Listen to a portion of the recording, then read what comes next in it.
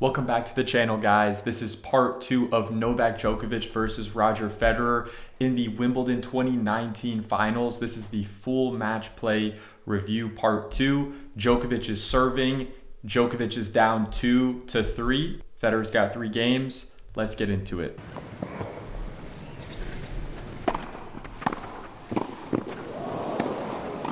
Nice. Federer is Grand Slam event team, but it is the game. It's a number being playing disarm on the other side.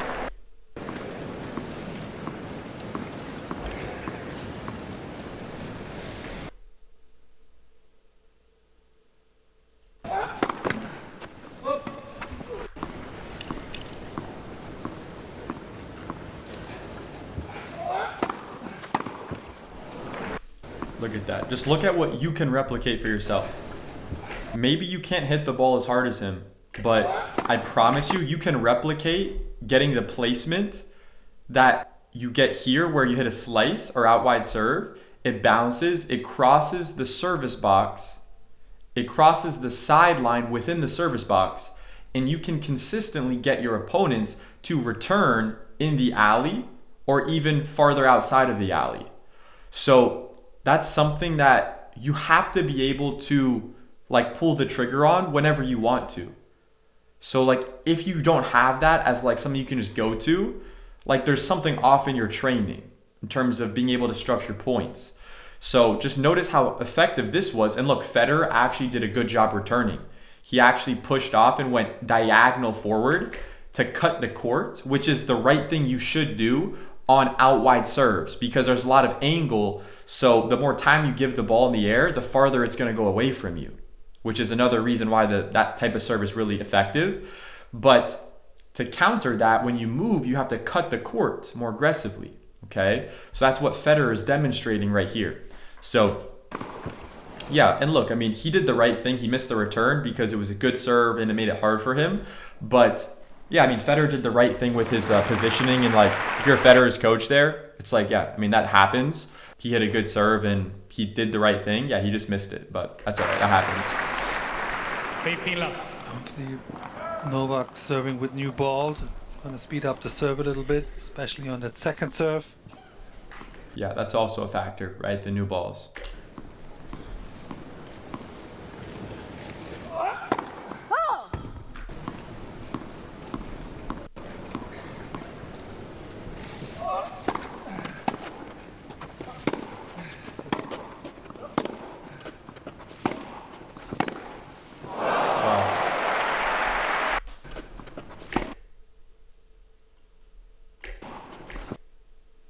Yeah, so here on his approach shot, I mean, look, Djokovic obviously came up with a really good shot here, but what Djokovic didn't have to do is he didn't have to really move that much.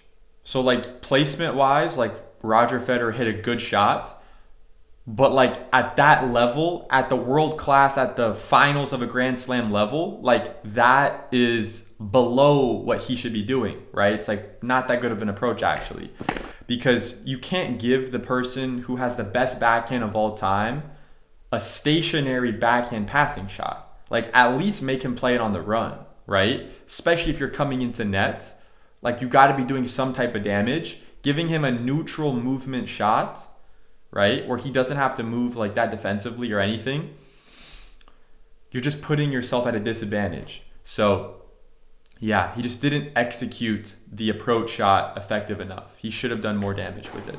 Take a little more risk.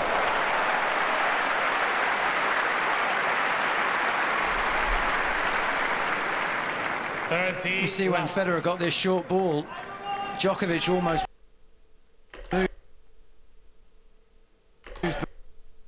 before he had hit it. He's leaning into.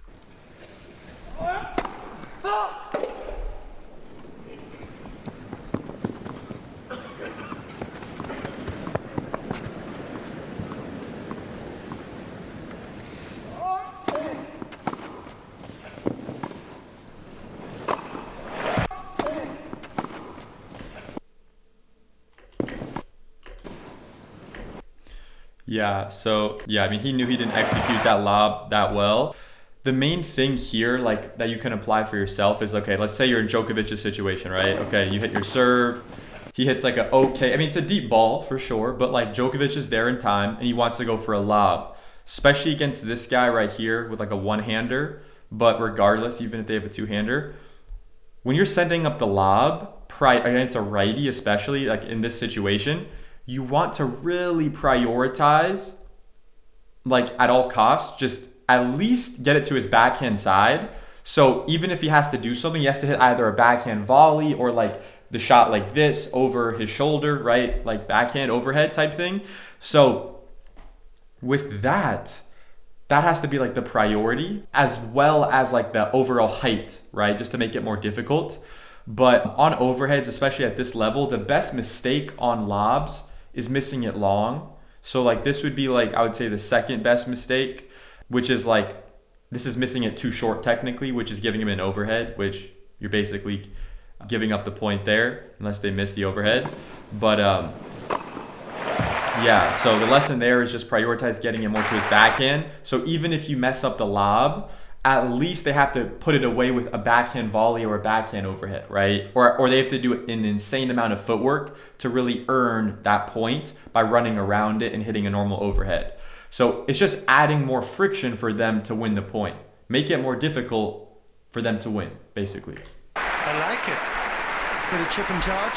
I'm so underappreciated on grass these days. Everybody wants to stay back and rally. Just a little chip and bluff your way to the net. Interesting analysis there. And all from these the different commentator. tactics from Federer will just keep Djokovic thinking. A little bit of uncertainty in his mind.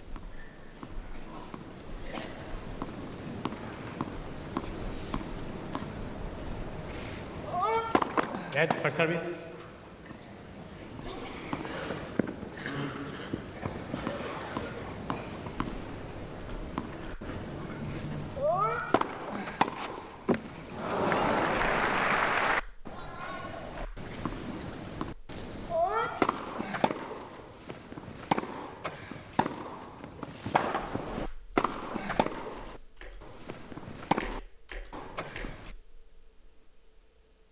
Open stance.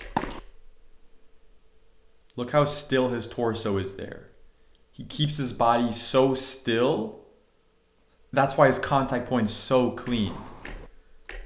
And he fully prioritizes hitting the shot. He's not trying to move right as he's hitting. He's not going into the shot, hitting it, and then like thinking about, oh, I need to recover already. No, look at it. Look how he hits it. Look how he hits the forehand. Boom. He hits it. He hits the forehand, he finishes the shot fully, and boom, he hits it. Weight goes a little forward, and then he's like, okay, boom. He realizes he had a great shot, he starts to move in.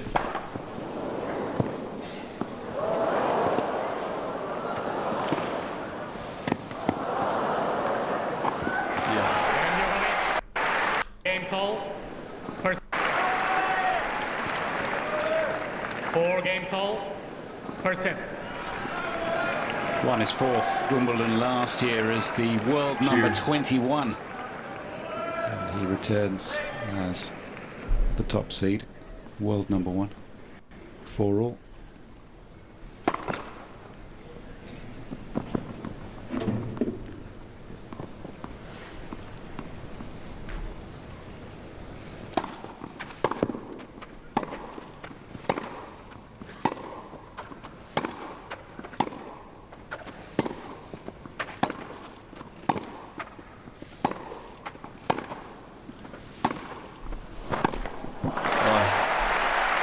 Look at what he did there.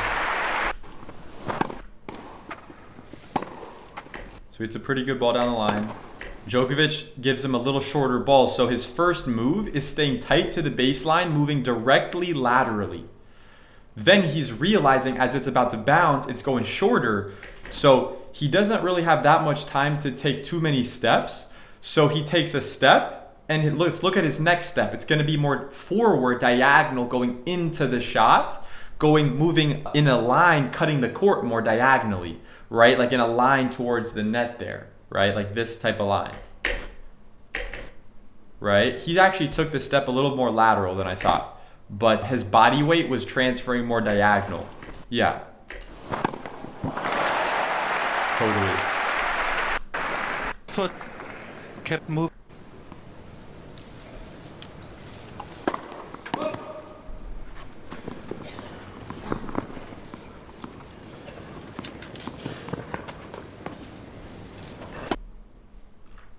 Look at Djokovic's grip when he's preparing. His left hand is in his backhand grip. His right hand is in his forehand grip. So all he has to do is change his lower hand, his right hand, to a more continental grip to hit his backhand, but he can just let go and hit his forehand off the return. So it's very seamless to transition from either a forehand return to a backhand return, and that's the most simple way to do it. So if you are having kind of trouble on your return, setting up, changing the grips, just keep it simple. Left hand and your backhand grip, obviously for two-handers, and then make your right hand your forehand grip, and then only change your right hand, okay, if you need to hit your backhand, right? And that's kind of the most seamless way to do it.